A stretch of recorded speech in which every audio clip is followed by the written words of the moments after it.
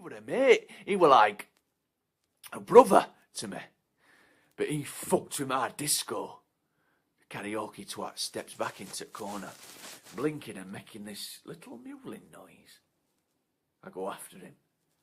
Do your eyes give you trouble? I ask him. Do you find poor sight is a problem for you? I step towards him. Do you find yourself waving at complete strangers in the street thinking you know them? And do you not know your friends, even when they're standing right in front of you? I'm inches from his face now. Well, that must make you feel like a right twat. That probably explains why you look like such a twat, and why you act like such a twat. I reach out with my finger and thumb, and I just gently close his eyes. I can bring all that to an end for you. Poor sight need never trouble you again! He folds up, sinks down to the floor and hugs himself, blinking and shaking, and he's just going, please don't, please don't.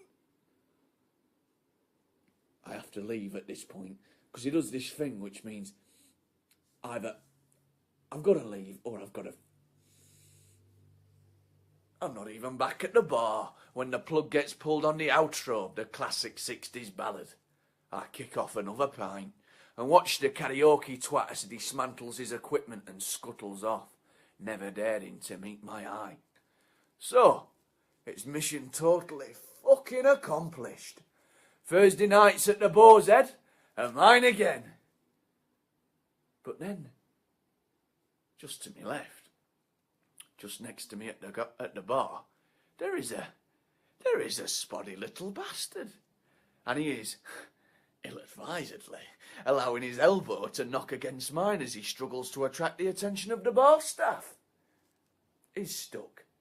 He's got the bar presence of a fucking twat, and he's starting to sweat it like he's never going to get served. So he's half pretending that he's not really trying to, half carrying on his conversation.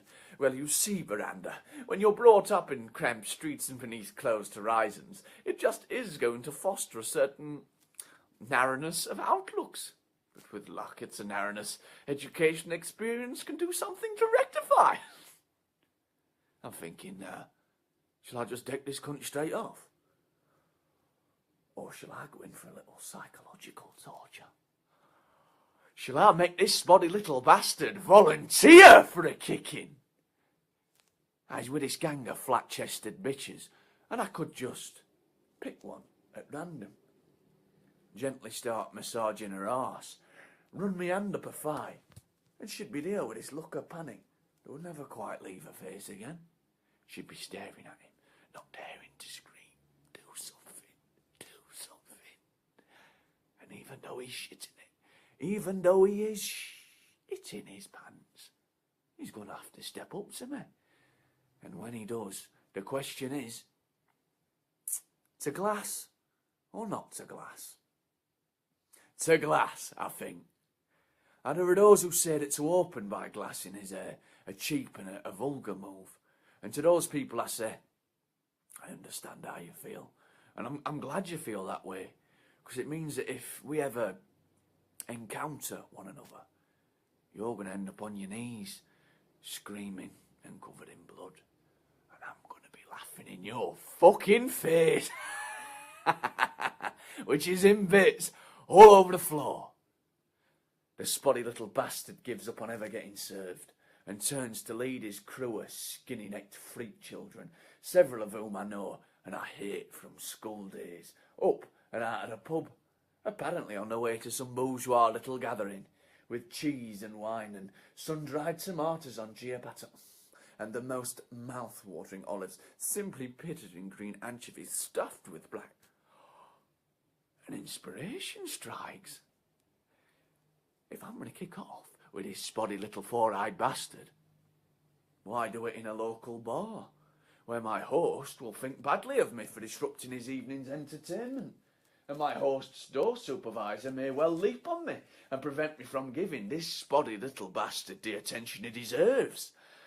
Why not do it in the comfort of the spotty little bastard's home, and have the extra thrill of smashing up his poncy gaff?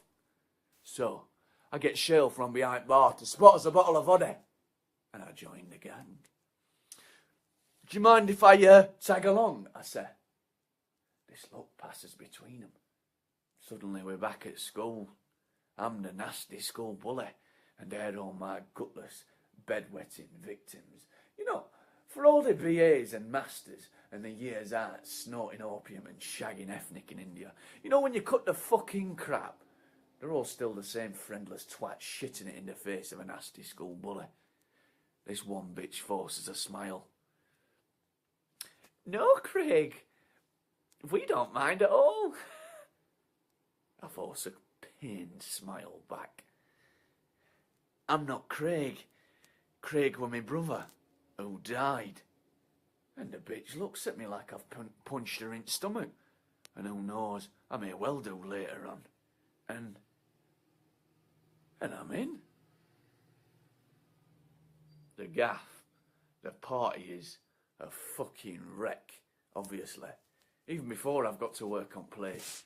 It's all crybaby college rock, and don't we all feel let down by the assembly? But you know, I'd go on hunger strike if they tried to take it away from us now. I look at these tossers, and I thank the Lord I'm part of the disenfranchised non-working class. I really fucking do. I decide to open by necking every last drop they've got, before kicking off with the headbutts, the kidney jabs, the throat stabbings. First insult, then the injuries. It shouldn't be a problem, me drinking their pathetic stash dry.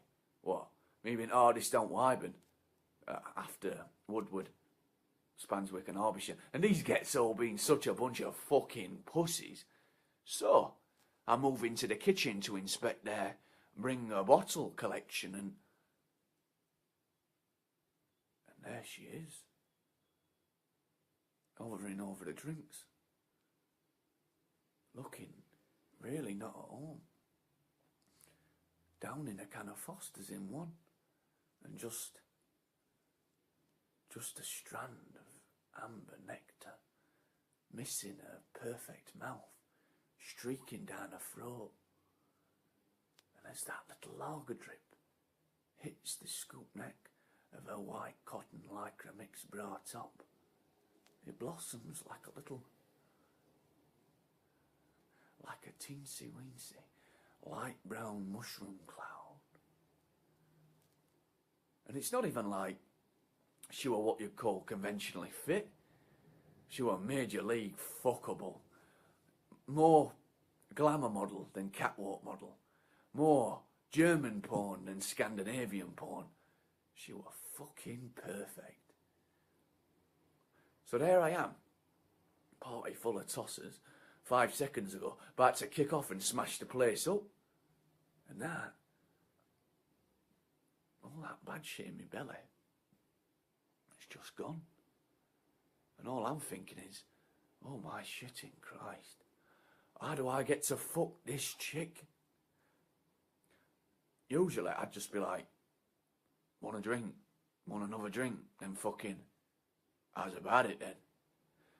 But that's how you do it when you've got 15 chicks all lined up against a bar. You don't particularly give a shit what you end up copping off with, as long as you cop off with something. With this chick though, I've got to get her. But I was stuck. There were this moment, this thing dying to happen. This fucking perfect chick standing right in front of me. And I just stood there like a fuckwit. And eventually, in due fucking course, she was just gonna turn her back, or maybe wander out back for a fag, or maybe get totally fucking bored and call a taxi and piss right off and be fucking gone forever, and I'd be left here knowing it had all been that bastard close, and then Sal fucking Vation.